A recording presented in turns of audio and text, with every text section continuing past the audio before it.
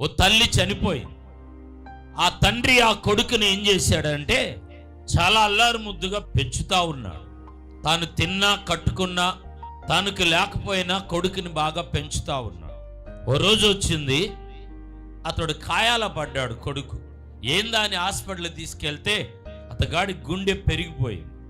ఆ గుండె పెరిగిపోయింది. అది పెరుగుతా ఉండ కాలగమనాన అతడు చనిపోతాడని డాక్టర్లు చెప్పారు. ఈ కుమారుడు హాస్పిటల్ అడ్మిట్ అయి ఉండి తండ్రి రోజు వెళ్ళి ఆఫీస్ నుండి పని నుండి వెళ్ళి చూసుకోవటానికి వెళ్తూ ఉన్నాడు.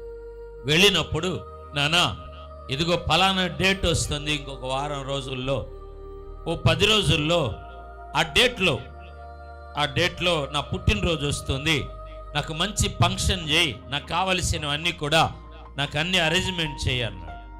వింటున్నారా? నాకు కావలసినవన్నీ కూడా నాకు మంచిగా అరేంజ్మెంట్ చేయి అన్నాడు. అలాగే నాన్న, అలాగే చేస్తాను, అలాగే నీకు ఆపరేషన్ అవ్వని, నీ ట్రీట్మెంట్ అవ్వని, నువ్వు ఇంటికి రాని, అదే డేట్లో నీ పుట్టినరోజుకి నీకు కావలసినవన్నీ కూడా నేనేం చేస్తానంటే అక్కడ అవన్నీ కూడా సమకూరుస్తాను అన్నాడు.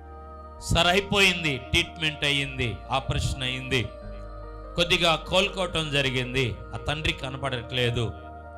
అయితే ఆ డాక్టర్లు డిశ్చార్జ్ చేశారు. తండ్రి స్నేహితులు అతన్ని తీసుకొని ఆ బాబుని తన ఇంటికి తీసుకెళ్లారు. అదే డేట్లోకి వెళ్ళగా అతను ఏమేమి అడిగాడో అవన్నీ కూడా అక్కడ అమర్చబడి ఉంది. ఆ తండ్రిని అడిగినవి ఆ కొడుక్కి మొత్తం కేకో, బిర్యానీయో, లేక బంగారమో, కోటు సూటో, ఏమేమి అడిగాడో మొత్తం అక్కడ అమర్చబడి ఉన్నాయి.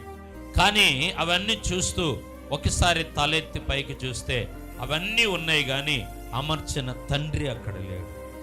అక్కడ అడిగాడు, నా తండ్రి ఏడే అంటే, ఈరోజు నీ గుండె పెరిగింది, నీ గుండె మార్చటానికి నీ తండ్రి తన గుండెనిచ్చి తాను చనిపోయాడు, తన గుండెనిచ్చి నీ కోరికను ఆయన తీర్చమని చెప్పాడని ఆ తండ్రి ప్రియులారా అక్కడ చెప్పిన ఆ సాక్ష్యాన్ని వారందరూ అక్కడ పంచుకున్నారు. చూడండి, తండ్రి త్యాగం చేస్తాడు, తల్లి కరిగిపోతుంది. వాక్యములు చూస్తున్నాం, తండ్రిని నిర్లక్ష్య పెట్టే కుటుంబాలు ఉన్నాయి. నేను అనట్లేదు, కానీ వాక్యం అంటుంది ఇక్కడ.